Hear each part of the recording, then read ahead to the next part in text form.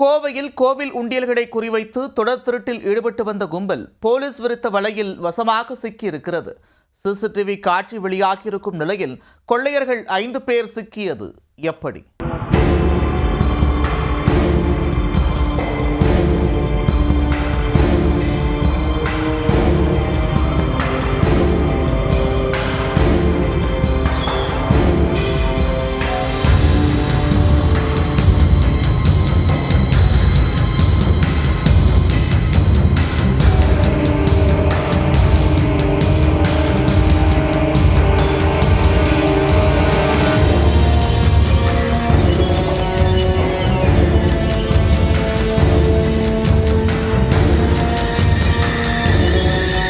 கோவையில் வீரகேரளம் அருகே பொங்காளியூர் பகுதியில் தண்டு மாரியம்மன் கோவில் அமைந்துள்ளது.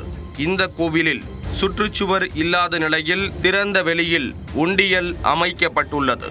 இதை சாதகமாக பயன்படுத்தி கொண்ட திருடர்கள் உண்டியலை உடைத்து அதிலிருந்து 50,000க்கும் மேற்பட்ட ரூபாயை திருடிச் சென்றதாக புகார் அளிக்கப்பட்டது. இதையடுத்து கோவிலில் பொருத்தப்பட்டிருந்த சிசிடிவி கேமரா காட்சிகளை ஆய்வு செய்து போலீசார் விசாரணையை மேற்கொண்டனர். அதில் சம்பவத்தன்று 2 இருசக்கர வாகனங்களில் வந்த 4 பேர் உண்டியலை உடைத்து பணத்தை கொள்ளையடித்து சென்றது தெரிய வந்தது. இதே போன்று பிஎன் புதூர் பகுதியில் உள்ள ஆர்ஜி வீதியில் சக்தி விநாயகர் கோவில் உண்டியல் மற்றும் கல்வீரம்பாளையம் பட்டத்தரசி அம்மன் கோவில் உண்டியலும் உடைக்கப்பட்டு காணிக்கை வருவாய் திருடப்பட்டது.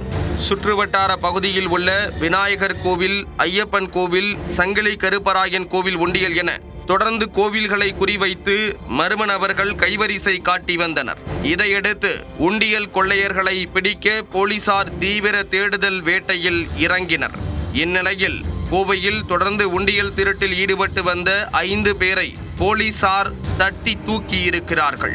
அவர்கள் தொண்டாமுத்தூர் பகுதியைச் சேர்ந்த ராகவன், பாரதி, இஸ்மாயில் என்பது தெரிய வந்தது. மற்ற 2 குறித்தும் தொடர்ந்து விசாரணை மேற்கொண்டு வருகின்றனர். கோவில் உண்டியல்களை குறிவைத்து திருட்டில் ஈடுபட்ட கும்பலில் வேறு யாருக்கும் தொடர்பு உள்ளதா என்றும் விசாரணை நடைபெற்று வருகிறது. கோவையை மிரட்டி வந்த உண்டியல் திருடர்களில் 5 பேர் சிக்கியதால் பக்தர்கள் நிம்மதி பெருமூச்சு விட்டுள்ளனர்.